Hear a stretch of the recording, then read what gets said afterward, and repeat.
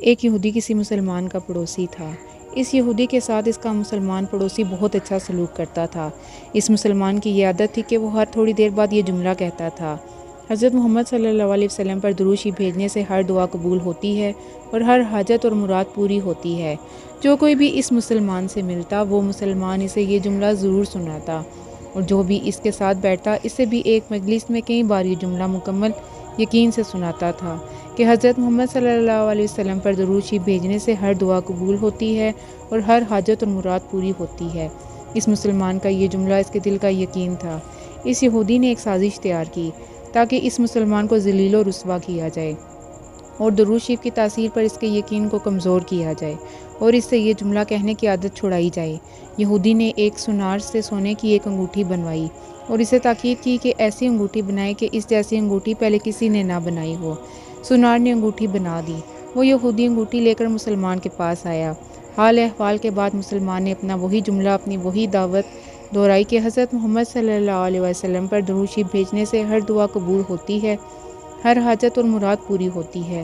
یہودی نے دل میں کہا کہ اب بہت ہو گئی، بہت جلد یہ جملہ تم بھول جاؤ گے۔ کچھ دیر بات چیت کے بعد یہودی نے کہا: میں سفر پر جا رہا ہوں، میری ایک قیمتی انگوٹھی ہے، وہ آپ کے پاس امانت رکھ کر جانا چاہتا ہوں، واپسی پر آپ سے لے لوں گا۔ مسلمان نے کہا: کوئی مسئلہ نہیں، آپ بے فکر ہو کر انگوٹھی میرے پاس چھوڑ جائیں۔ یہودی نے وہ انگوٹھی مسلمان کے حوالے کی اور اندازہ لگا لیا کہ مسلمان نے وہ انگوٹھی کہاں رکھی ہے۔ رات کو وہ چھپ کر اس مسلمان کے گھر کودا اور بالآخر انگوٹھی تلاش کر لی اور اپنے ساتھ لے گیا۔ اگلے دن وہ سمندر پر گیا اور ایک کشتی پر بیٹھ کر سمندر کی گہری جگہ پہنچا اور وہاں وہ انگوٹھی پھینک دی اور پھر اپنے سفر پر روانہ ہو گیا۔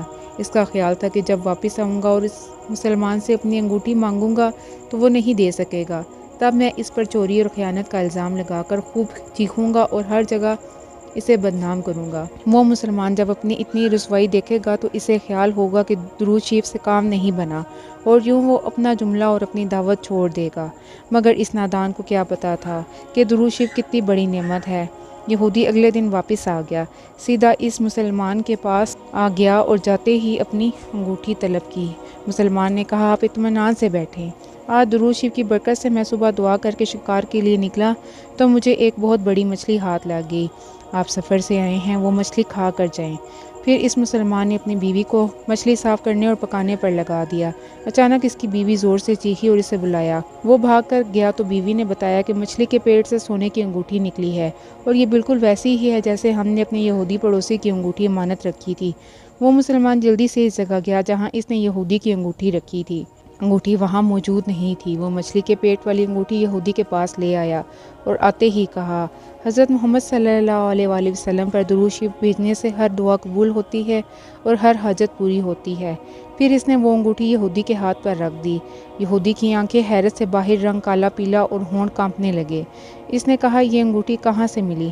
مسلمان نے کہا: جہاں ہم نے رکھی تھی وہاں بھی دیکھی، وہاں تو نہیں ملی، مگر جو مچھلی آج شکار کی اس کے پیٹ سے مل گئی ہے۔